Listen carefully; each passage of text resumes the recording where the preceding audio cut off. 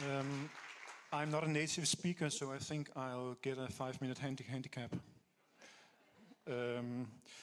Well, I'm not going to speak a lot about cartoons tonight, but I'm going to share with you what kind of lessons I have made from that experience when it comes to freedom of expression in a globalized world. I think this new globalized world, when it comes to freedom of expression, has two distinctive features.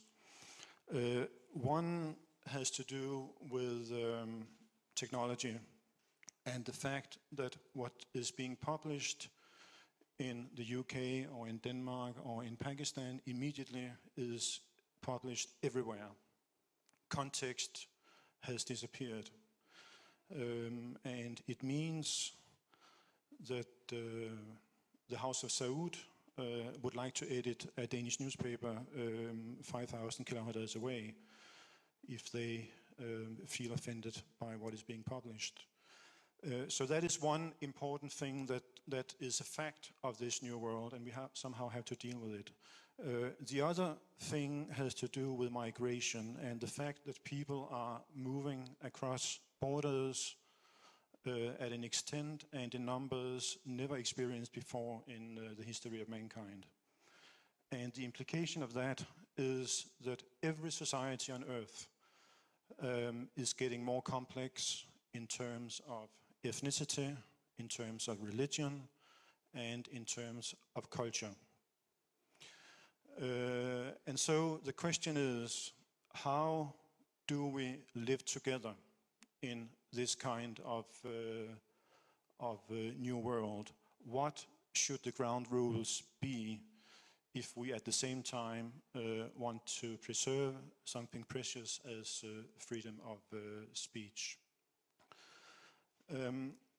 I like to illustrate my point with relating to you a short anecdote about Pablo Picasso, the great Spanish painter from the 20th century.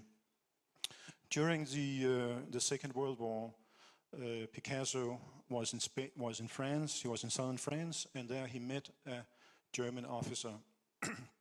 And when the German officer found out who was in front of him, he said, "Oh, you're Picasso, the one who created Guernica." Guernica being the Basque city that was bombed by the Germans and the Italians in April 1937. And Picasso paused for a moment, looked at the officer and said, "No, it wasn't me, it was you." And why do I tell this story? Not just because it's the favorite anecdote of the Danish cartoonist Kurt Westergaard, who made the cartoon of the prophet with a bomb in his turban. No, I'm also telling it because it says something very important about the distinction between an image and an action, between words and deeds. A distinction that used to be one of the defining features between a democracy and a dictatorship.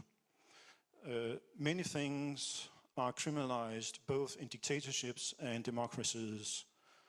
You're not allowed to kill, you're not allowed to steal, you're not allowed to drive fast. There are many things that you don't do. You're being put behind bars in dictatorships and democracies. But one of the defining features used to be that you are free to say more in a democracy than in a dictatorship. Thoughts and speech is not being criminalized to the same extent. Unfortunately, this distinction in recent years has come under increasing pressure. There may be many reasons for this.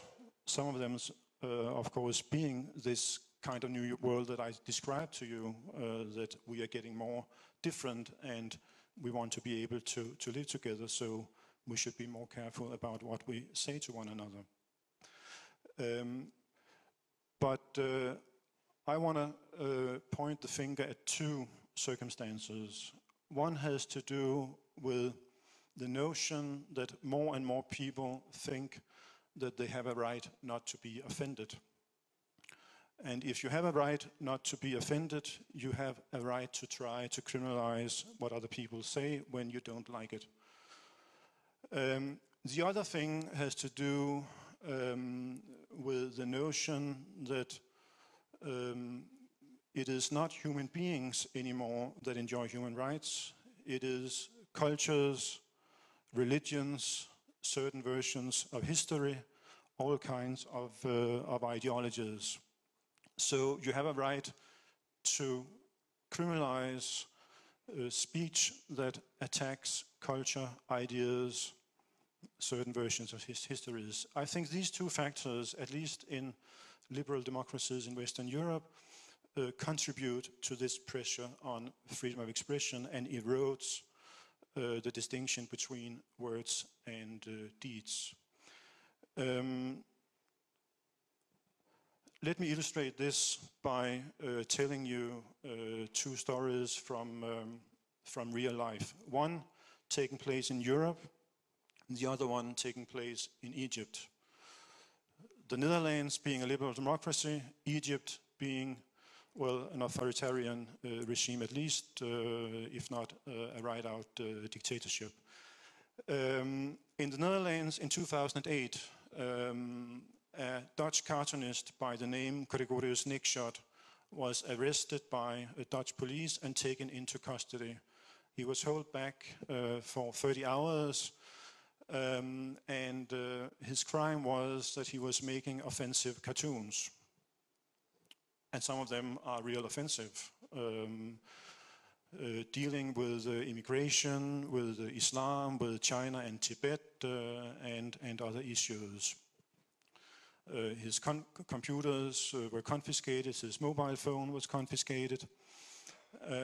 And now, 2 years later, the state prosecutor has still not decided if he wants to prosecute him. So he has been under investigation and this suspicion for 2 years.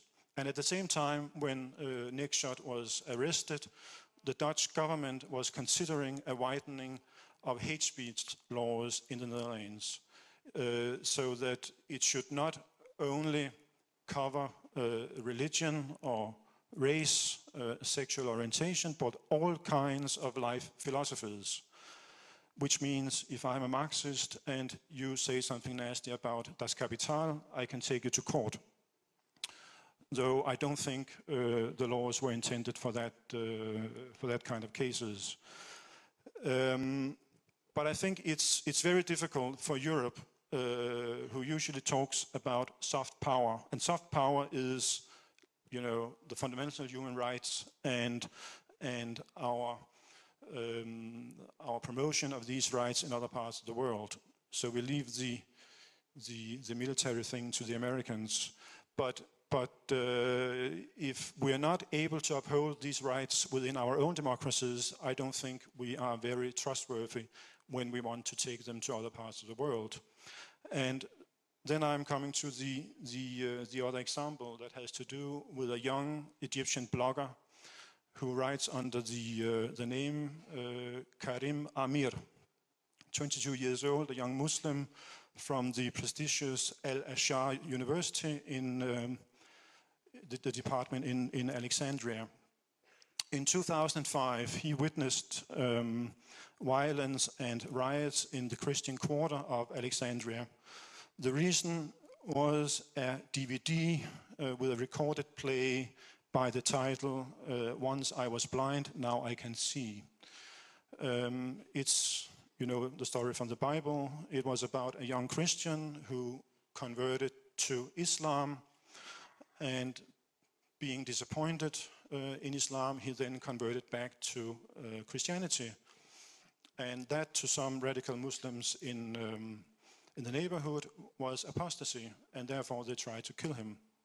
And when this play was distributed in the Christian in Alexandria, some Muslims got very angry, according to the saying, you know, if you say we are violent, we are going to kill you.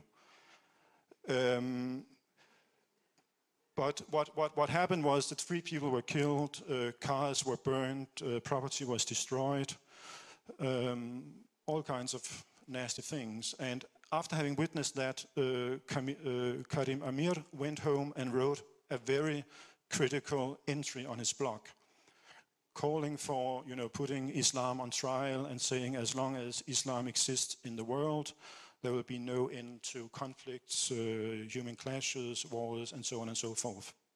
He was arrested for 2 weeks and then released, kicked out of university, but he continued these same kind of writings. And within about a year, he was arrested and convicted to 4 years in prison, 3 years for having insulted Islam, and 1 year for having insulted President Mubarak. And he's still serving his sentence. So, 2 stories from 2 different parts of the world speaking to the same problem. But fortunately so far with a little bit different outcomes. But basically we're talking about the same issues: freedom of expression in a globalized world, and what kind of limitations should we accept on speech. In the end, I wanna go back to what I started with. This new world, and in what way should we move forward? And I think basically that there are 2 ways to go. One way is to say, if you respect my taboo, I respect yours. If it's a criminal offense to deny the Holocaust, then it should also be a criminal offense to publish cartoons of the Prophet, and so on and so forth. Because we operate according to the notion that I have a right not to be offended. I think that this kind of world would lead to a tyranny of silence very quickly. The other way to go is to say, well, we need as few limitations, legal limitations on speech as possible. And I think, in fact, not talking about libel, but in this context, I think the only limitation we need is incitement to violence. Should not be allowed to say, go out and kill the Muslims, or go out and kill the Jews, or the Serbs, or the Croats, or the Hutu and the Tutsis. That should still be a criminal offense. But apart from that, people should know that they don't have a right not to be offended. And to be constructive in the end, I will come up with a proposal. Usually when people say something bad or use bad language at work or at public institutions, they are being sent to sensitivity training. Instead of that, I think that every one of us in the future should be sent to insensitivity training. And in that case, I think we will get a better world. Thank you.